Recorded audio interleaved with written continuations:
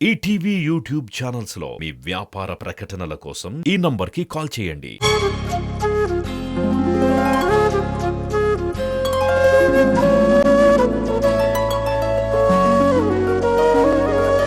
పాడుతా తీయగా చల్లగా అజిత్ రామ్.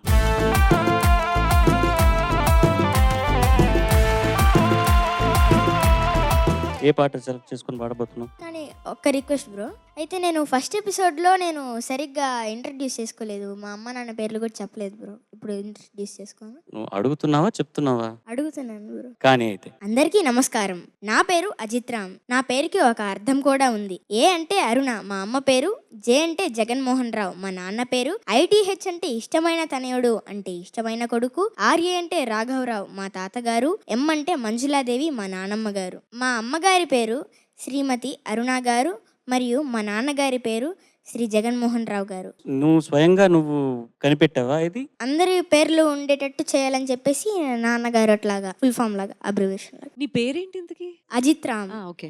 తర్వాత ఇంకో స్పెషల్ ఏంటంటే బ్రో, నువ్వు చెప్పు, స్పెషలా కాదని నేను చెప్తా. ఈ ఎపిసోడ్ కి నాకు సంబంధం ఉంది. ఈ ఎపిసోడ్ కి నీకు సంబంధం ఉంది, ఏదో అది కూడా చెప్పేసి. అంటే ఈ ఎపిసోడ్ ఏంటి, ఎస్పీబీ ఘంటసాల గారి రౌండ్ కదా. ఎస్పీబీ గారు పుట్టిన గడ్డపై పుట్టాను మరియు ఘంటసాల గారు పుట్టిన రోజున పుట్టాను. December 4th నీ బర్త్డే. అవును బ్రో. నెల్లూరులో పుట్టావు. యా.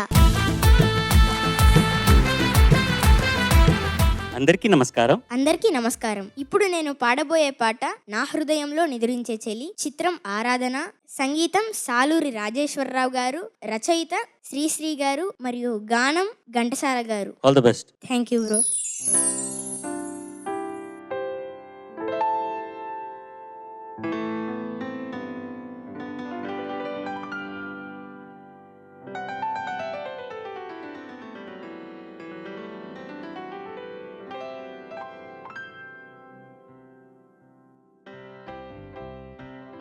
నా హృదయంలో నిదురించే చెలి, కలలలోనే కౌరించే సఖి, మయూరివై వయ్యారివై నేడే నటన మాడి నీవే నన్ను దోచినావే, నా హృదయంలో నిదురించే చెలి.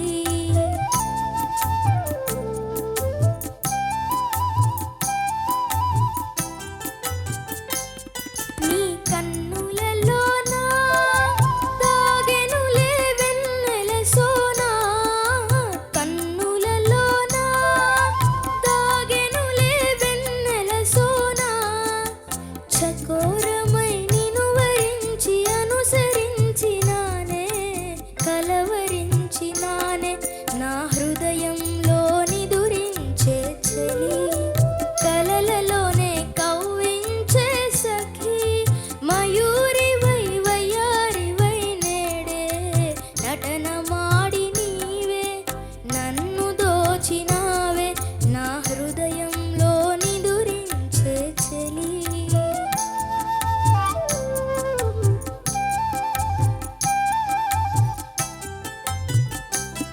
నా గానములో నీవే ప్రాణముగా పులకరించినావే, ప్రాణముగా పులకరించినావే, పల్లవిగా పలుకరించరావే, పల్లవిగా పలుకరించరావే, నీ వెచ్చని నీడా వెలసెను నా వలపుల మేడా, వెచ్చని నీడా వెలసెను నా వలపుల మేడా, నీ వాళితో చేయి చాచి ఎదురు చూచినానే నిదుర కాచినానే, నా హృదయంలో నిదురించే చెలి, కలలలోనే కవ్వించే సఖి, మయూరివై వయ్యారివై నేడే నటన మాడి నీవే నన్ను దోచినావే, నా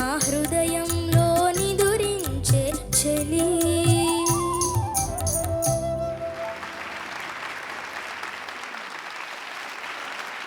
అజిత్, నమస్కారం. నమస్కారం మ్యామ్. నమస్కారం అమ్మా.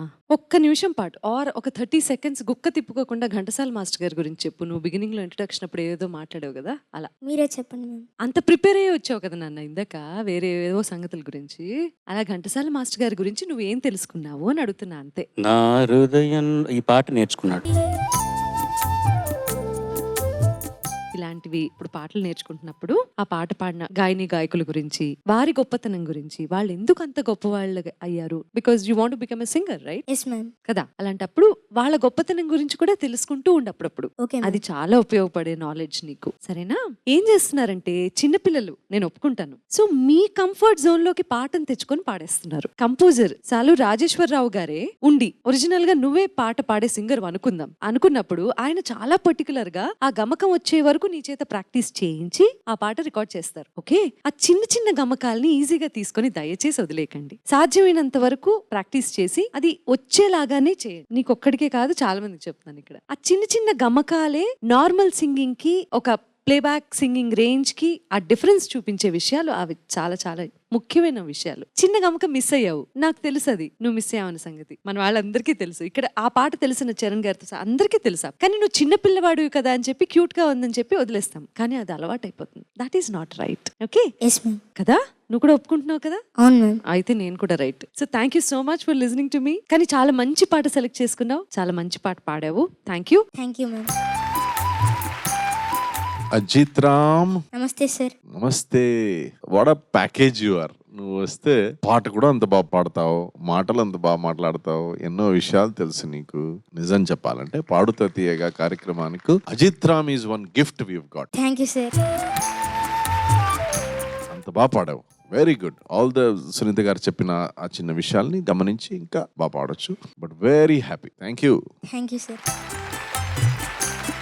అజిత్, నమస్తే సార్. బాగా పాడావు అజిత్. నమస్తే. మొత్తానికి 2 సార్లు విఫలమైన 3వసారి గట్టిగా ప్రయత్నించి పాడతా తీయగా వేదిక మీదకి వచ్చి నీ ప్రతిభ చాటుతున్నావు. చాలా సంతోషంగా ఉంది. బాగా పాడావు. ఖచ్చితంగా సునీత గారు చెప్పిన ఆ మార్పులు ఖచ్చితంగా మళ్ళీ నీ పాటలో రావాలి. వస్తే నీ భవిష్యత్తు మరింత ఉజ్వలంగా ఉంటుంది. ఇందులో ఒక చోట వెచ్చని నీడ అని ఉంది. నీ వెచ్చని నీడ వెలసెను నా వలపుల మేడ అంటే ఒక ఆయన అన్నారట. నువ్వు నీడ చల్లగా కదా ఉంటుంది, వెచ్చగా ఎందుకు ఉంటుంది అంటే శ్రీశ్రీ గారు అన్నట్ట, నువ్వు ప్రేమలో పడవే తెలుస్తుంది. అప్పుడు ప్రేమలో పడ్డప్పుడు చలి నీడ కూడా, చల్లగా ఉండే నీడ కూడా వెచ్చగా మారుతుంది. ప్రేమలో పడితే గానీ ఆ అనుభవం రాదు నీకని చెప్పారట. అట్లాగే ఒక మాట ఏంటంటే, కూపోదకం వటఛాయ తాంబూలం శీతకాలే భవేజ్యుష్ణం ఉష్ణకాలేన శీతలం. కూపోదకం అంటే బావిలో నీరు, వటఛాయ అంటే మర్రి చెట్టు నీడ, తాంబూలం అంటే నోట్లో వేసుకునే కిళ్ళి. ఈ 3 కూడా చలికాలంలో వెచ్చగా ఉంటాయట, వేసవకాలంలో చల్లగా ఉంటాయంట.